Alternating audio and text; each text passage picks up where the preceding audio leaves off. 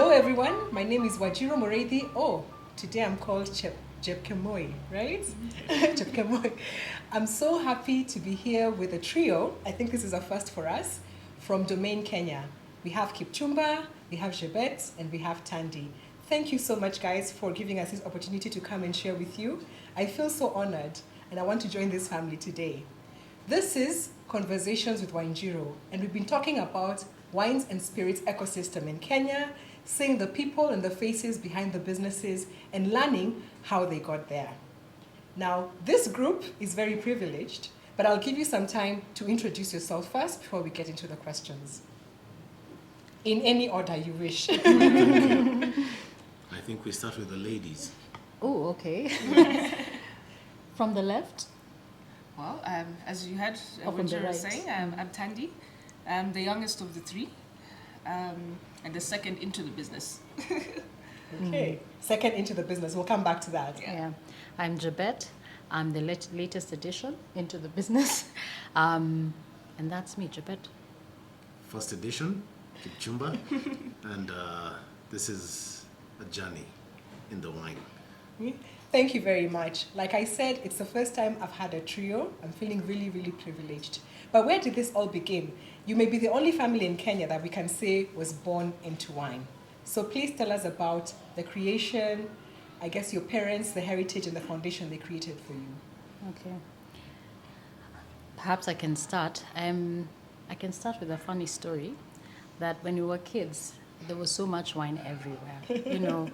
There were shelves which had and racks that had bottles and bottles, and people would walk in and be like, oh, look at all that wine. It was quite funny, and because we didn't find it abnormal, it was so normal. We almost imagined it was like that in other places. But anyway, the company was founded by now our father. His name is Paul Chemng'orem, and he's been, it's really incredible to be associated with him. He happens to be our dad. Because he has been pivotal in the journey of wine, at least as far as we've come to understand. And spirits.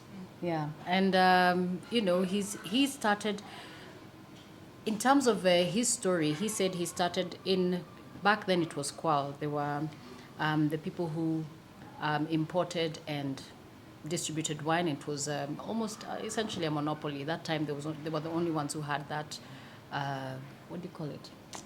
They have the monopoly. License to authority to do that. Yes. Monopoly to They do ran that. the alcohol industry. Yeah, And this exactly. was in the 70s. Yeah, We're that's- talking of the he started, 70s. Yeah, exactly. So he started off in finance, then he was duty free, then production, and then he moved up and eventually became the deputy MD until he became the MD. And the MD at that time was a gentleman called Nigel Pavitt. Unfortunately, he passed on last week. Oh, sorry to hear that. Like yeah. last week. But he was a pretty, he was a British man who really was happy to really support my dad through the whole journey, and they pioneered together. Wow. So what's interesting and why I feel that his story is worth sharing is because they were the ones who set up a vineyard. They're the ones who did the famous and infamous papaya wine, Popo wine, which got international awards for being innovative.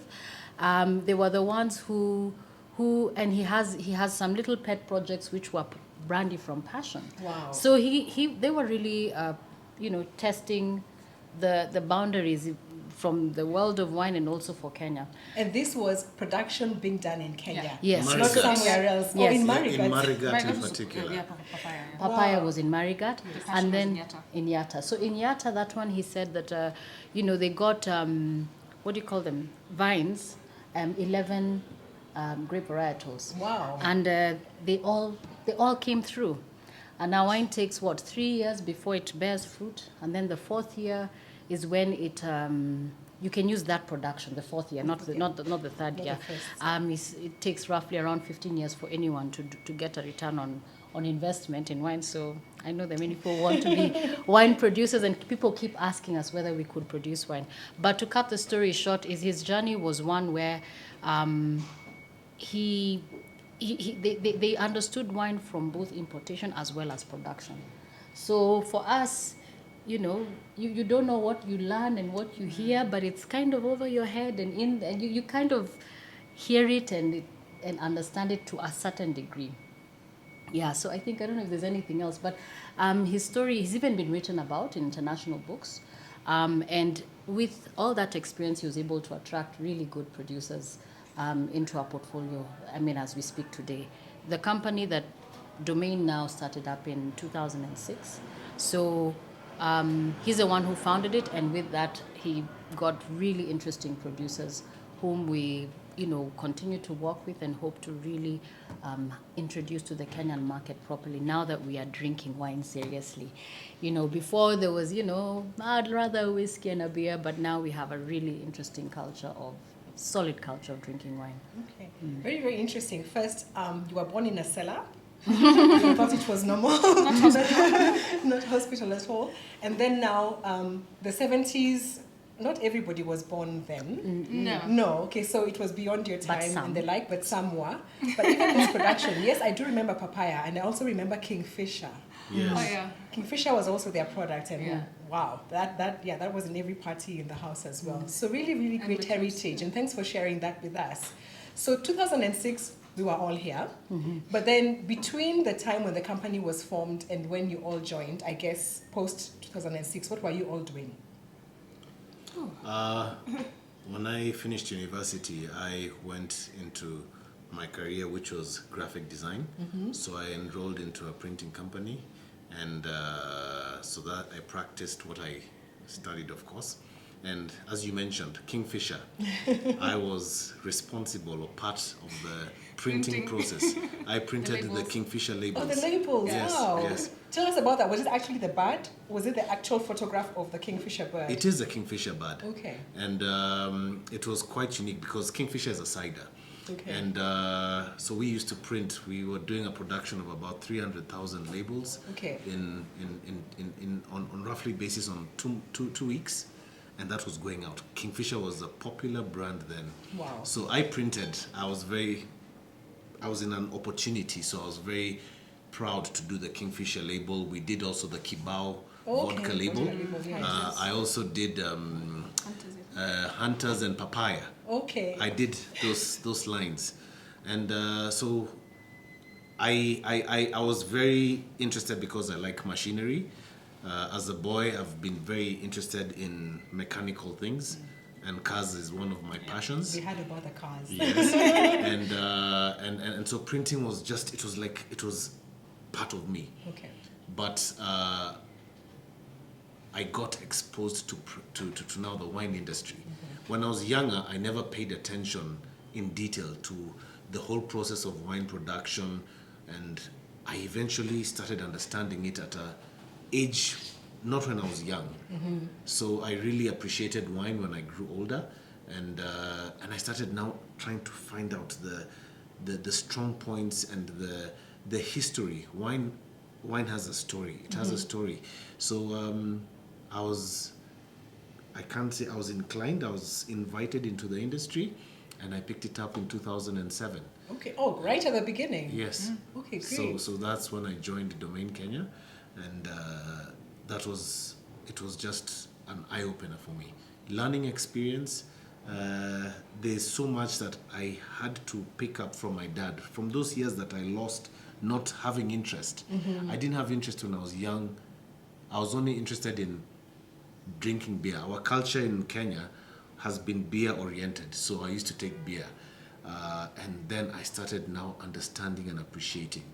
And that has taught me a lot because I want to convert as many Kenyans as possible to start drinking wine at an early age. Okay. And I will practice that with my children. Because in Europe, you'll find people drinking wine at a very young age.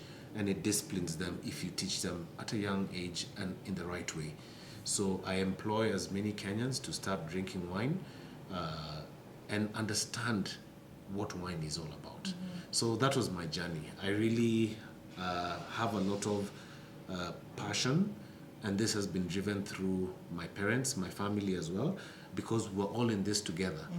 And we were away in different industries, but we've all been entangled right now, and we really have our strong points, each and every one of us. And that is the essence of a family business. Okay, great. We love what we do. Yeah. Working in harmony and also coming in. So you were the first entrant into the business. Yes. I hope you're still printing labels for whatever brands you're producing. In my mind. In your mind, yes. Okay. If someone else can do it, let them do it. And you, Thandi, when did you join? Because you said you're the second And to get into the 2013. business. Okay. Yeah, all of us have been in different industries. I was in capital markets, Wow. so completely different. And the moment I joined the business, like that's so much more fun. You're not looking at numbers the whole day, looking at screens, looking at stock exchanges, and seeing what's happening. So it was a transition. To be fair, yes, it is more enjoyable. Okay. What took you so long? I mean, from 2006 to 2013, that's a whole... I was, studying the capital markets. The capital markets, yes. And I was abroad, and now, at that point, what I studied, Kenya was nowhere near. Okay. So even application of that was different. Yes. So I went through that, but actually, when I came back, when you're looking for jobs and you're busy dishing out your CVs, I was in the business. Okay. So wait, actually, I am the first entrant. Because that was 2006.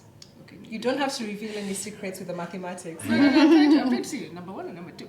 Anyway, so between looking for the time when I was looking for jobs, I spent some time, doing the little jobs and trying to understand the basics of the business until now I worked elsewhere in the capital markets. And then the world called me. The world of wine called me. And so I joined it. Mm-hmm. And we're glad you did. I think you're the first one I met of the three, Yeah. When we started getting into the wine business as well, right? And you pulled us in as well. So thank you for that. Last but not least. I had this thing, there's such a thing as a COVID hire. So I don't know whether that's a good thing. I'm still yet to establish. But all in all, yeah, I'm 1 year and... Oh, you literally 4 joined months. during COVID, not before? Yeah. No? Okay. Yes, so right after, 2021, literally January. And so I joined. I came from, I've been a business person for a pretty long time. I'd like to say 17 years. Wow. But so prior to that, I'd been doing business. I was like, no, I'm not with you people in the time. But then, what I was doing was brand building. I started the company as a design business, graphic design, and then we moved forward to do research and all kinds of brand building tasks. So yes, and then the business called, and we said, I'm in. Yeah. I'm in. Never too late. And of course, this second generation you're building is exciting times. We'll talk about the ecosystem in a while. Do you all play the same role in the company, or what has your experience in the past led you to be now within the business? Or have your roles kept changing also over the years? Well, it's very interesting. I think when I joined the company, to be able to understand the process, you will do everything. So from doing deliveries, from putting the carry stamps, from putting the boxes. We've lifted boxes with our dad. He's hands-on. We are hands-on. Our backs have been exercised. So I remember when I was in school, when we were going on breaks, on holiday, our dad would actually take us to Kenya wine agencies and go and work during holidays. Okay. And I hated that. Unpaid internship. And I remember going to the warehouses and I'm like,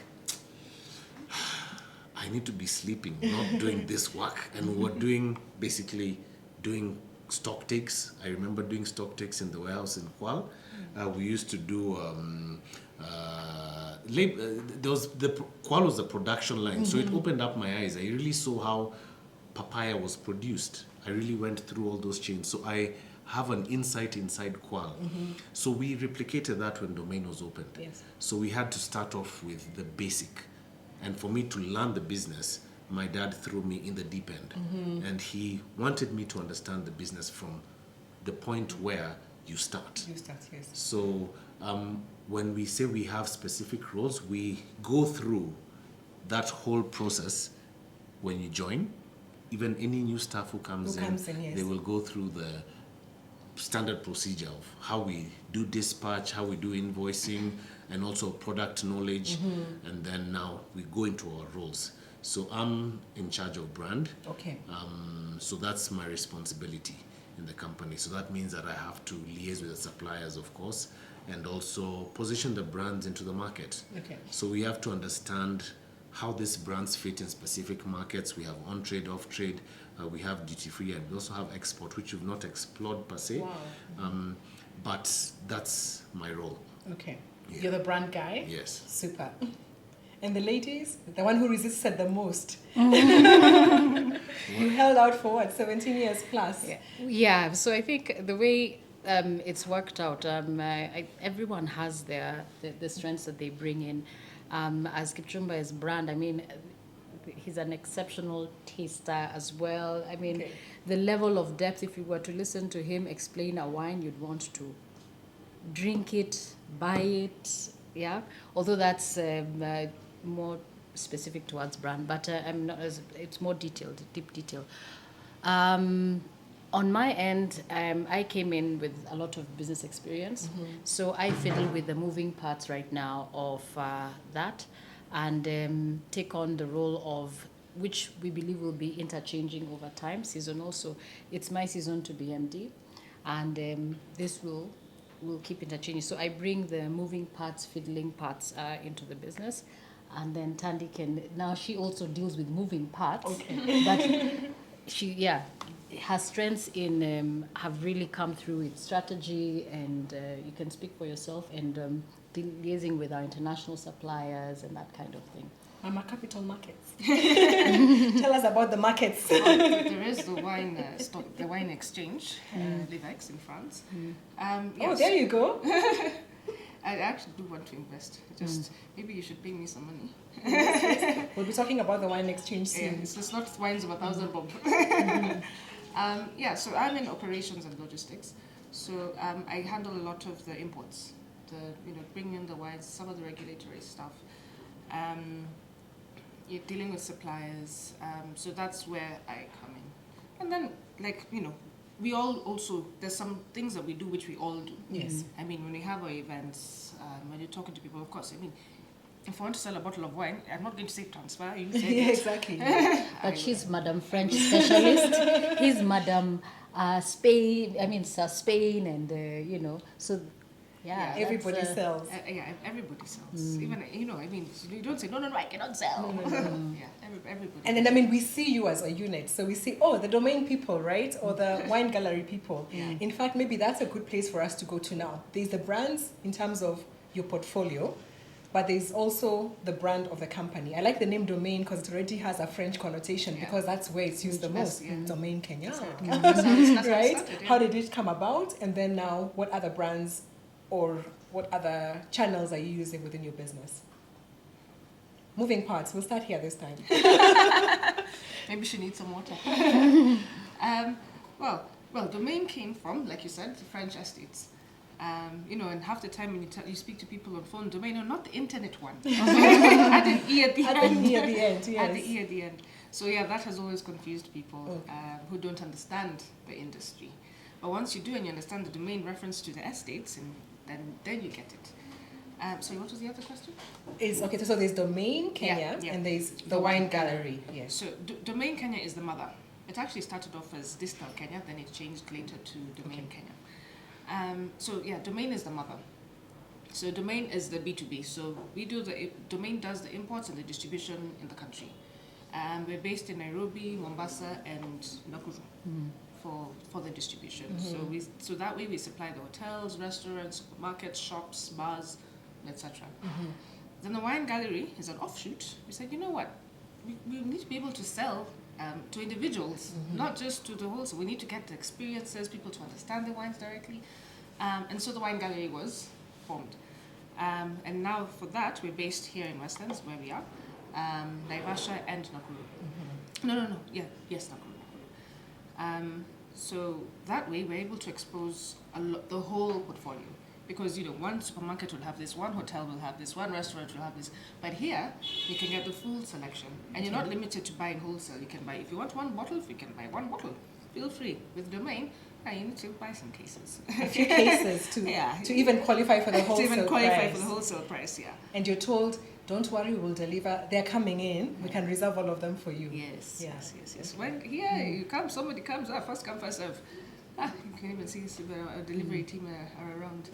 Yeah. And a really good space. I remember how this building or this place was before, and we like how it has modernized, and hopefully that has led to more foot traffic from you guys as well.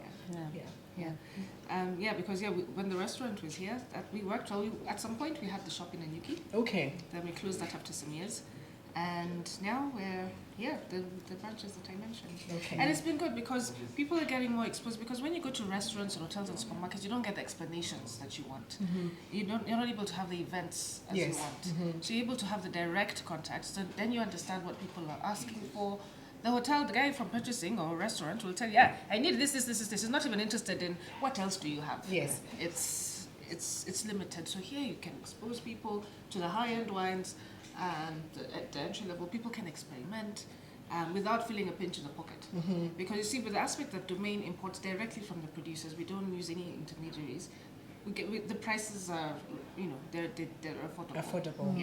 Yeah. When we try to keep it as mono, because like Kipchumba said, we want to transform the culture from a beer drinking culture to a wine drinking culture.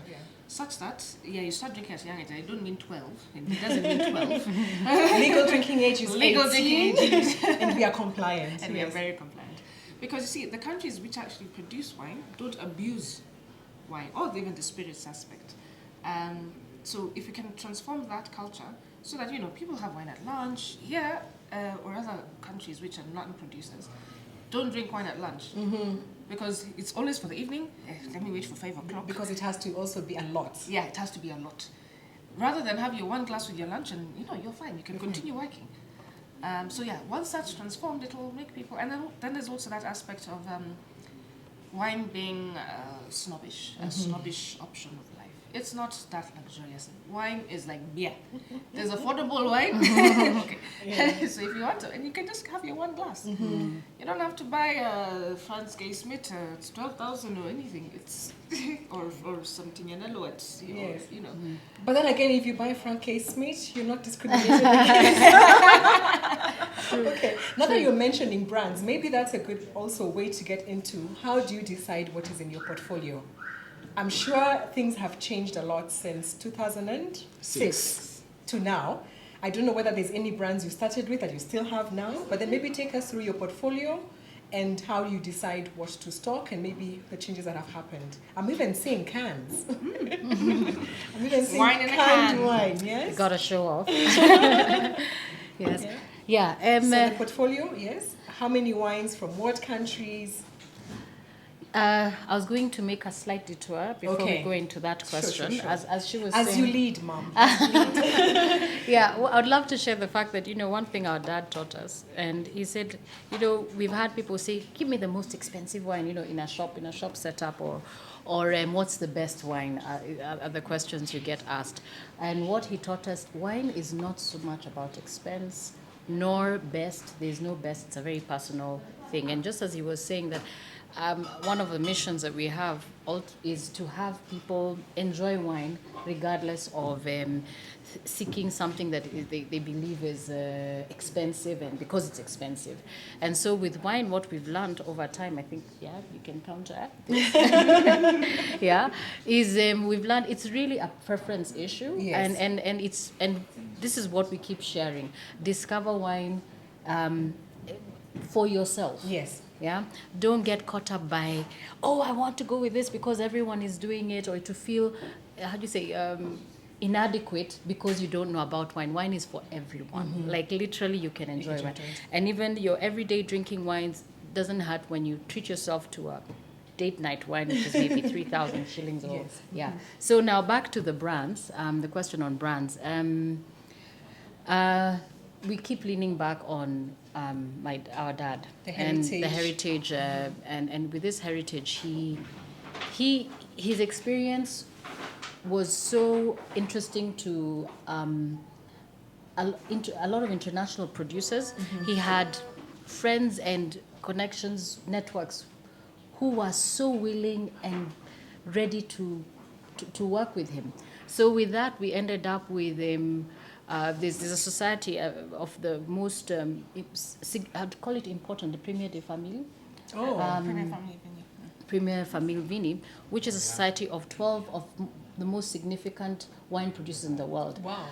Who are, I think you can explain it better. The most prestigious, strictly family-owned, family-run. Aha. Yeah. Yeah. And you're calling the organization what? PFV, Premium Family Vini. Okay. Yeah. That's the first time I've heard about that. So this is really a lesson. So, and out of those, we represent 7 of those wineries. 7 of the 12. Yes. Yeah. Wow. Which is not an Purely easy. based on the relationship our dad has had with them over the years. Over the years. And Yeah. because you're also a family business. So Yeah. It I makes guess it ties the in. criteria ties in both ways. Yeah. Wonderful. And so it's not easy to have them on your portfolio, and it's a privilege to actually work with these wineries. And what is great about a good, strong winery is that you'll get consistency, you'll get good quality, and you get a full range where you don't have to pay such a high price Yes. to get really good everyday wine, as well as when you get a high price wine, it is truly worth it. Okay. Yeah. Great. And do you want to talk about some of the those brands. brands today? Yeah, okay, can I Are talk there about any or those on display there, Yeah, or just 3. mention? Or maybe how many countries are this? The PFA, how many countries are made up? PFV, PFV. France, Italy, Portugal, Spain. the old world? The old world wines. Old world, but we also represent a range of new world. Okay. So whereas we gravitate towards family-oriented Oriented. wine producers, we found ourselves gravitating towards them. We also have non-family wine producers. We import from Spain, Italy, Portugal, France, Argentina. Yeah, South Africa. South Africa. Oh, sorry. South Africa is We're home, talking too much of South African so. wine, and you're omitting the most important one. No. It's just because I can see the bottles all here. Yeah, Yes. Yeah. So great portfolio. Do you want to tell us maybe in terms of volume or number of individual SKUs? What's the size of that portfolio? I'm sure you have one of the biggest in the country. We are roughly at about 250 SKUs. Yeah, that's the individual. Yes. Yeah, different kinds of wines. And I think we've developed these brands in this market because of the things that are critical to us, relationships. And that's what gives us this name. We have got good relationships with our suppliers, we've got good relationships with our customers, and the consumers. It's a social circle that helps us elevate us where we are today, and that's very important for us. So the SKU range is a representation of years of the industry, of building and being there. And his experience really carried the weight of that, because I mean, honestly, when I really enjoy, I keep shifting my favorite wines. I'll discover this and I'll be, oh my goodness, my favorite right now is the Silvana, which is Hugel, is a PFV from Alsace. Beautiful wine. Beautiful wines. Yeah, so. I think even just to add to that, it's the variety. It's not just wines. I think we have the widest variety of alcoholic beverages. Because I mean, we've got our sherry, vermouth, port, white port. The spirits have got cognac. We had Armagnac at some point. Champagne, sparkling wine. Everything. You have it all. Gin, vodka, everything. So it's a one-stop shop. It's a one-stop shop, yeah. Beer we get locally. Let's give credit where the local producers are. Yes. So we really want to be, the variety is great, and we really wouldn't be surprised if you get into production one day. I would Everyone not be is surprised. asking for this. I mean, to be honest, there are so many people saying, why can't you guys? Not? Why don't you have your name with? I mean, but as I said, 15 years. How have we been 15 years before we return? So I actually quite feel very privileged, because I mean, you're one of the the pioneers, right? Let me just say pioneers, because really it's pioneer. I'm one of the new kids on the block in this business. And of course, you look at those stories, and I'm like, wow, will I get to second generation like you guys have done, right? And build this business over the years. And you know, Kipchumba talking about my children will be involved. They'll be packing, if they haven't already started packing boxes. The way I see you, I think they're already packing boxes, yeah? But I can also imagine somewhere in the collection, I'm already seeing that seller with cobwebs, and I'm sure there's a 1976 something. Yeah, There is, yeah, actually, there's there's a a seller. 1963 sharing. Ooh, when are we having that? I want to drink. And he's drunk a 1977. 75. 75. Even you. We Yeah, we drank, we celebrated. celebrated. It's very interesting. Wow, tell us about that, yeah. My parents were celebrating their 50th anniversary. Okay. And is it 50th? Yeah. No, We're not Also, 50th. there are a few bottles in the cellar. No, we're not. 25, then there's 50. Yeah, I think it was 25. It can't be 50. Can't be They've not 50. reached there. No. Okay, so they're celebrating the 25th anniversary. Working backwards. Maybe it was 30 or 40. And we were very privileged Yeah.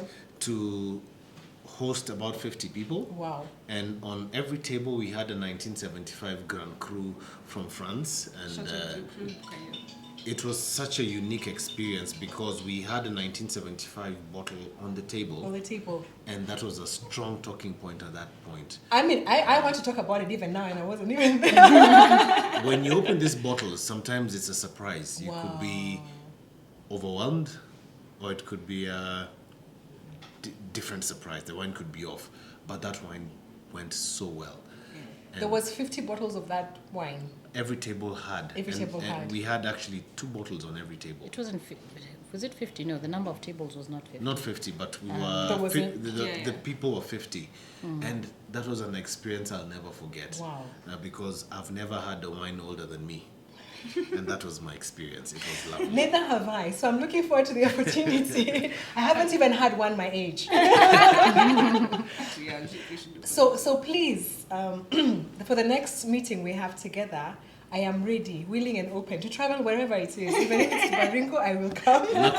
Nakuru, and we can share in the experience. I mean, such heritage. I'm really, who's jealous like me? Of course, all of us are, right? So, what are the plans for the future? Perhaps I know there's a focus on education. You've talked about wanting to build the culture, want to be able to speak French like Thandi. I don't know, franchising. We've talked about production, which you seem to resist, like everything else. Yeah, what is going on for the future? What do you see? What is the next innovation for you? Well, okay, there are 2 major items, but we would not be ready to share them at this point until we really have put good roots into them. But all in all, it's back to that education. For as long as we're able to help Kenyans unpack their interest in wine, I think we'll have done our job, whether it's through our partners or and there's a huge part that will participate more in terms of education. So that will increase in terms of education to the consumer. Okay. I like to use the concept of what happened to us during COVID. And COVID did, when people lost their senses, many people felt like, gosh, I feel dead. Okay. It's a very interesting thing what happens for those who got it. And on is it inverse? You find that when your senses are on, it's like you're alive. So wine is a strange opportunity to actually enjoy those senses. So the fact that we can help Kenyans go and take that in. I mean, Yes. it's really, I really, when we are doing tastings, I really enjoy when people, for the first time, take seriously what they're taking into their nose. What are you getting? And even the references that we use, the Kenyan references, I've had tastings, and I encourage people to use local references, whatever comes to mind, like smoke for my grandmother's house, which would pertain to smokiness or woodiness, whatever. But your senses are working and they're alive. So wine is a very interesting way to feel alive when you're not just imbibing, but really the sensory experience. And I think that one, any Kenyan who is able to drink can actually fiddle with their senses. So if we are agents to help people feel more alive, if you can see where I'm going with this, we're happy to. But education education is really an angle, and letting people discover their preferences is an angle that we are. quite interested in. I can see that. Don't go for a COVID test. Come taste wine. See whether your senses are working. Yeah? I'll admit that's one of the ways I knew. I used to check whether I have COVID. Like if I could taste and smell, and then I would have a glass. Yes. Yeah. Okay. You operate in an ecosystem. Being one of the old people in the businesses, of course, there's all these new entrants coming in that may be shaking the roots, if not showing you new opportunities to get in. What do you think about the ecosystem as it is right now?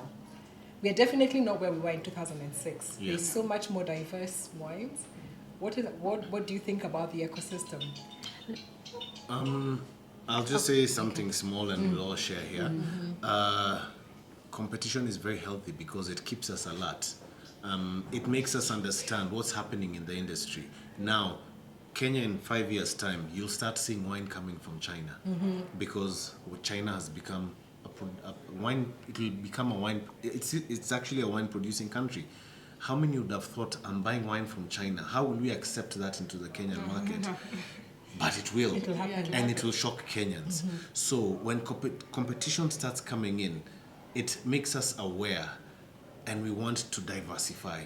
COVID made us diversify. This is diversification here. Sure. And this is a strong point saying that we are understanding the industry, the needs of the people. People want to do something unique, have something different. So it's, And the whole environmental friendliness, Yes. portability.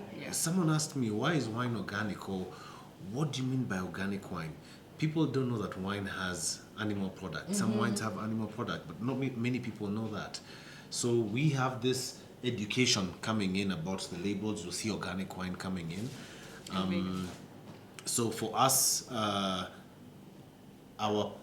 want to consider them as our friends, not competition, because there are so many birds in the sky, and we are one bird. So we have our strength. My partners or my competitors have their strength, and Kenya is a very big market, and we're able to experiment and just utilize our space. So I think it's very important for us to have those people. So collaboration is very, It's very, very key. important, very and there's important. such innovation. I know you're not the only company bringing in canned wines, but you yes. were the first. And that is just over a glass, or is it 2 glasses? It's 2 glasses you can share. The small ones, the small Very ones. small glasses. Yeah. Because it's what 300 ml is actually 2 glasses. 250. Served at So one it's 250. or 250. So it's about 2 glasses. It even encourages people to drink better, Yeah. and to drink more responsibly.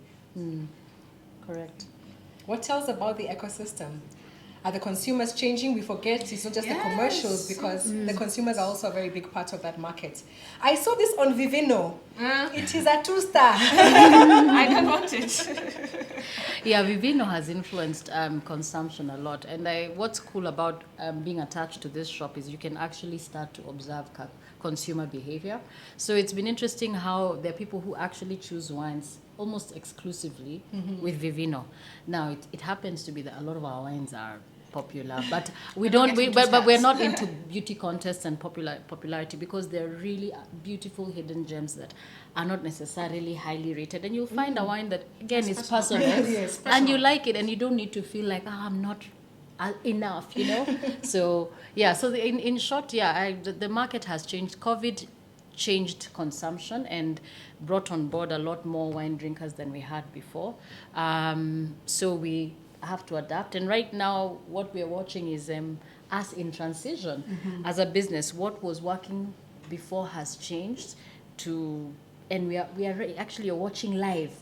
Is it the butterfly or the metamorphosis? Caterpillar to the pupa to the butterfly. So there's a lot of learning, there's a lot of adjustments that we are going through as well. But we are absolutely ready. We are excited about those 2 things that we are using to again pioneer and follow in our dad's footsteps. So we are not sleeping.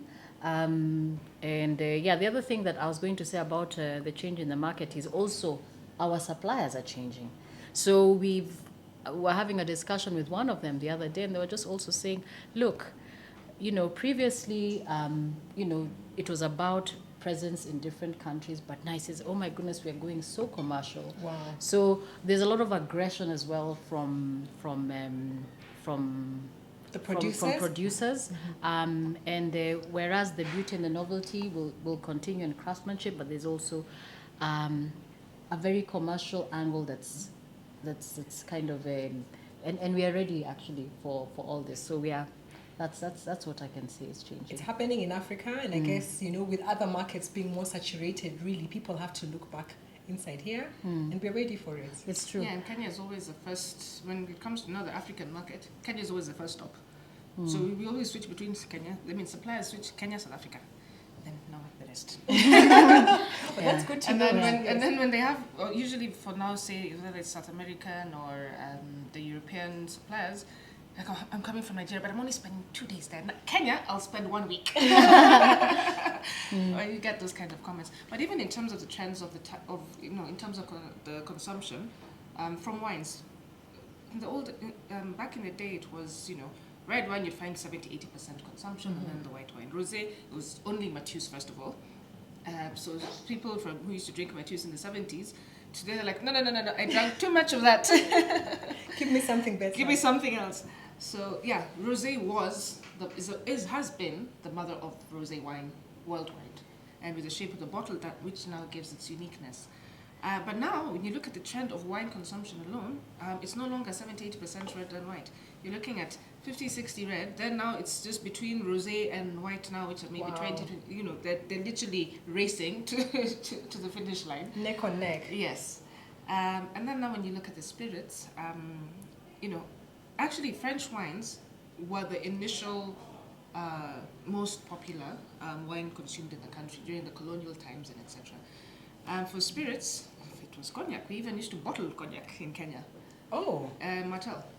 We've seen very many empty bottles which were supposed to have been bottled and they stopped bottling it. Bottling it, yes. Yeah. At that time, the change happened when the French were not very supportive commercially. Okay. So now the other entrants, the South Africans, Chileans, the Italians, they said, no, yeah, we'll support you. What do you want? Well, good price, fine. Support, marketing, fine. The French are like, no, but our wine is good. And that alone cannot sell. That alone cannot sell. So now you've started getting now other countries other wines from other countries being imported. Now it's Portuguese wines have become popular. Port wine has now grown exponentially. The desire for it, people are understanding it. Sherry is generally consumed by the older generation, but for example, we have Tio Pepper and Croft. So then there's Croft Twist. That's a spritz basically. So, here's a sherry. So this is very dry. And it's a dry thing you could ever encounter in your life. So I'd give this to anyone who wants to give their tastes a jump, an adventure. Someone who's testing whether they have COVID. But this is, I think, it's on the complete end spectrum of if you want to experience anything dry. And if you want someone sweet to never touch dry, just give them this. It takes time to appreciate it and understand an acquired taste. Yeah. So when pairing it, you have something oily or your hams, and cheeses, it pairs well. It pairs well. Yeah, because it cuts it very well. So yeah, actually, fortified wine is a category you don't talk about much. So I'm glad you brought that up, and people can look out for Tio Pepe. Yeah, and then with the ports, you have Graham's, you have Sandeman, many other ports worldwide. And Portugal is known for its port, but now they've started producing wonderful wines like Silk and Spice, Altano there, and the value for money and beautiful wines. So the Portuguese are trying to share with the world. We don't just make port alone. We produce beautiful wines which are all native to Portugal. You won't find Portuguese Cabernet Sauvignon. Of course. Yeah, it's all native to Portugal. All the grape varieties. Touriga Nacional, Baca, what's used in port. So they want to express themselves as port. as Portugal, sorry. Then on the spirit side, so we talked about the cognac. Whiskey is now in Kenya. It never used to be the big thing. It used to be brandy. Now it's whiskey, and but currently it's gin. It's gin. Gin so is big. Yes. Every year, you get all. It's just changing. The trends are changing, and even when you're placing your orders, you're not sure now this container now, how much wine, how much port, which wine. Then this one season it's popular. Like I remember the time for Malbec, when it just hits the market. Yeah. So we said, hey, let's buy a lot. And then when it came, people got bored. And they're on to the next thing. The next thing. Yeah. So it's just transitional. Transitioning. Yeah. You gave us the breakdown sort of the red and white within your portfolio. So between wines and spirits, generally speaking, what's the ratio? Of that we currently hold? Yes, in your portfolio. 90%. 90%. 90 wines, 90 wine. 10 Yeah. spirits. Yes. Our strength is in fine wines, not Okay. in fact fine Okay. wines. I'd like to more discerning wines. So Fine wines, yeah. what I really enjoy is the fact that you can pick very regional wines from our list. So you can go to Douro, Portugal. Then we jump you to Ribera del Duero, which is from Spain. So there's Portugal and Spain, and then you go to which other Alsace in France. Everyone Zealand. hears Bordeaux, but you don't Yes, hear in Alsace, Africa. and Alsace make really gastronomical, white, very versatile wines, incredible, beautiful wines. And generally speaking, sorry, No. what we have in our portfolio is what we can consume. Or you will buy what you want to drink yourself. Not what you want, but we can consume. You can You're not going consume to buy something and be like, yeah, we sell this, buy it, but do you want some? No. I'm not Very, touching very that. good. So it has the Chemng'orem seal of we approval. believe in all the entire range. By the time we've selected, to be honest, there's so many people who knock on our doors. The number of emails that info gets on please can we supply you are numerous, and some are really stellar. When you look through Wine Spectator, you're like, wow, they sent us an email. Oh, even those ones, and they and big names. So big names. So we've we would like to stick with the guys we are holding on to. I think we have plenty as we are, but we, how do you say?